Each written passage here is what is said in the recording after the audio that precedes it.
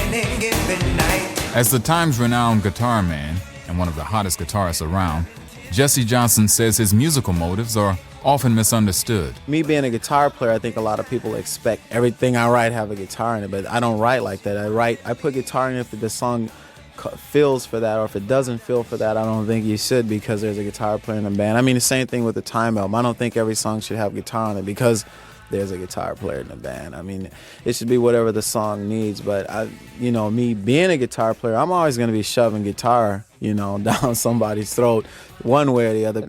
That's sort of how I look at guitar. I'm always going to be sticking it in there and shoving it at you whether you want to hear it or not, because I'm going to make you.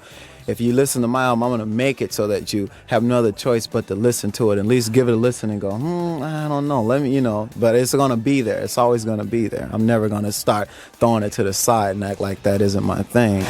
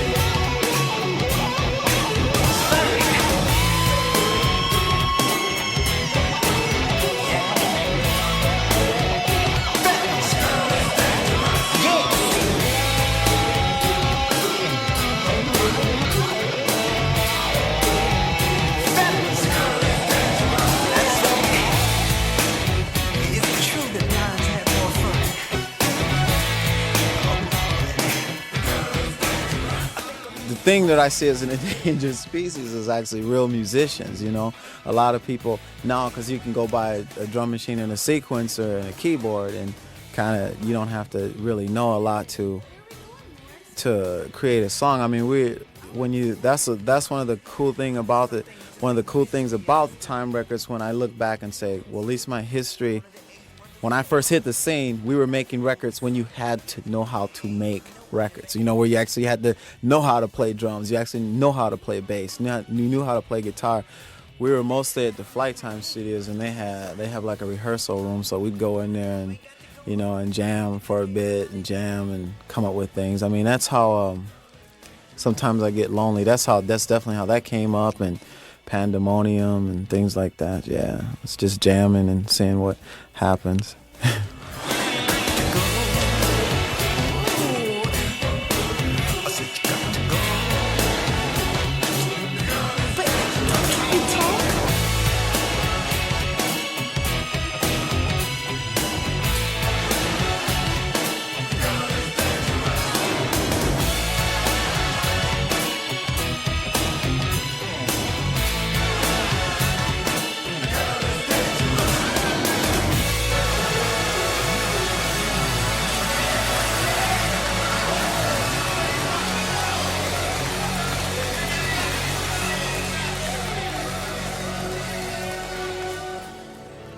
I didn't know Donald Trump in '81, but I don't think anybody knew.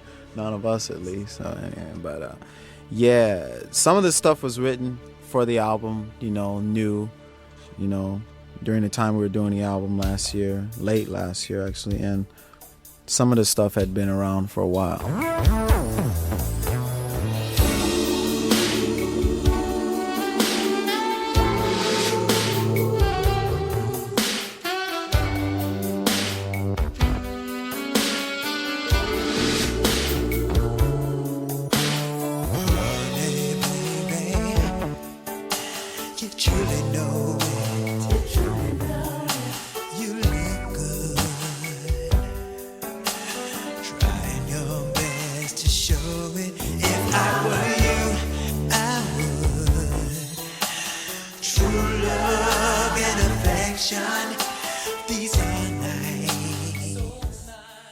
It would be easy to classify Monty Moyer as the Times' odd man out.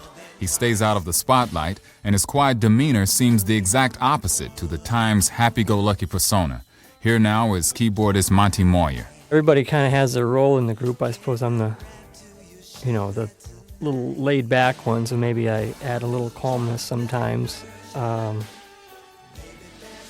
Musically, I guess, I grew up with the black influences too, but I probably had a lot more pop exposure than maybe some of those guys, so maybe I bring a little more of that element to it. I've always felt real comfortable around them, which is probably why I'm there, you know. You obviously couldn't do something if you're not comfortable with it. And I've known Terry and Bean for years, and it just doesn't feel, it feels fairly natural to me, so I guess I don't even think of it most of the time, you know. We have our differences, obviously, but we're usually saying the same thing, you know, just in different ways. The band it's almost like some good grooves with an attitude over the top, and Morris is saying that, you know. I don't know, I guess my role is just to be back a little bit.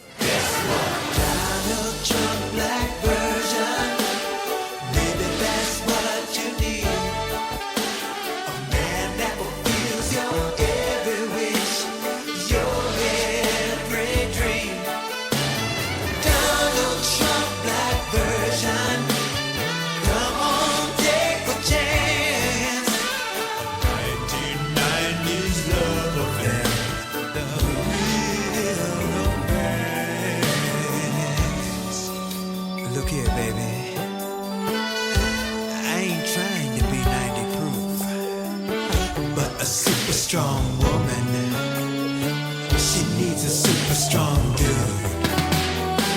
Sweet words of love are helpful, but what goes a lot farther than that? $100 dinner at Adriano's, a brand new coat or a brand new hat. Yes, I can do this. That version, maybe that's what you need. Come on, take a chance. Every wish, your every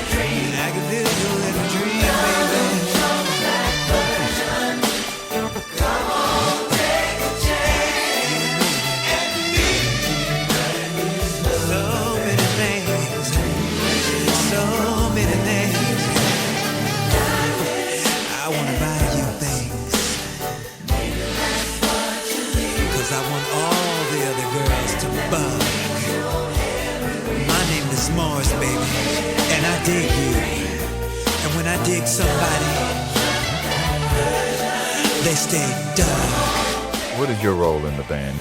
Do you handle the bright stuff and Jam handles the chords? I mean, how does that work?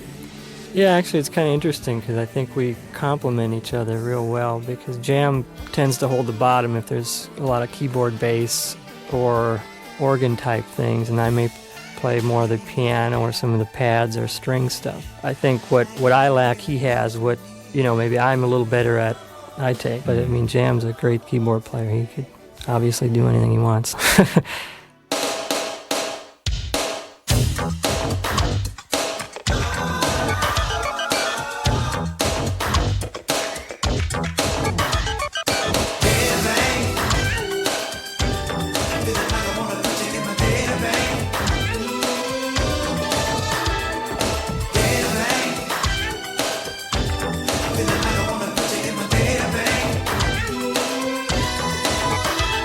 What is it about Minneapolis that keeps people there? I think people just like the environment. I mean, as much as you hate the cold, it's almost nice to see the snow and Christmas and all that stuff. And it's just a little quieter. It's not, you can go at your own pace and you can kind of do whatever you want there. And it's nice because you're a little more secluded, whereas out here you might, you're miles from the record companies, and there it's a telephone away, where it's, I think, helps sometimes creatively, where you don't have as much pressure to respond to everything so often.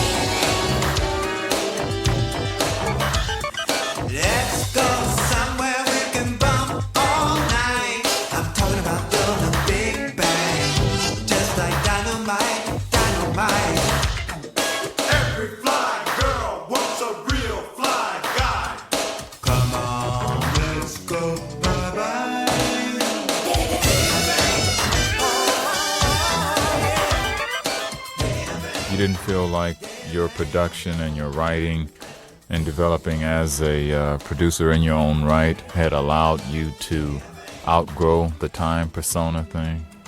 No, because the Time has always been the Time in its own separate entity, no matter what we're doing on our own, and I think that kind of holds a special spot for everybody, so that hopefully maybe we can come back together and do this every couple, 3 years.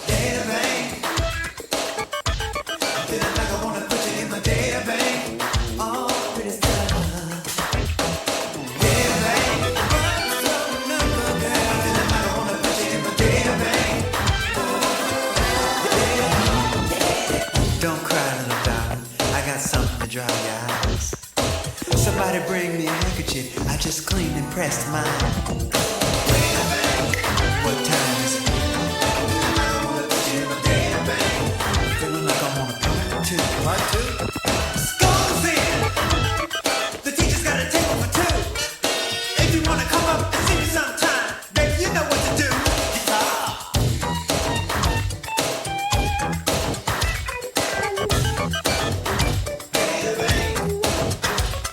School's in.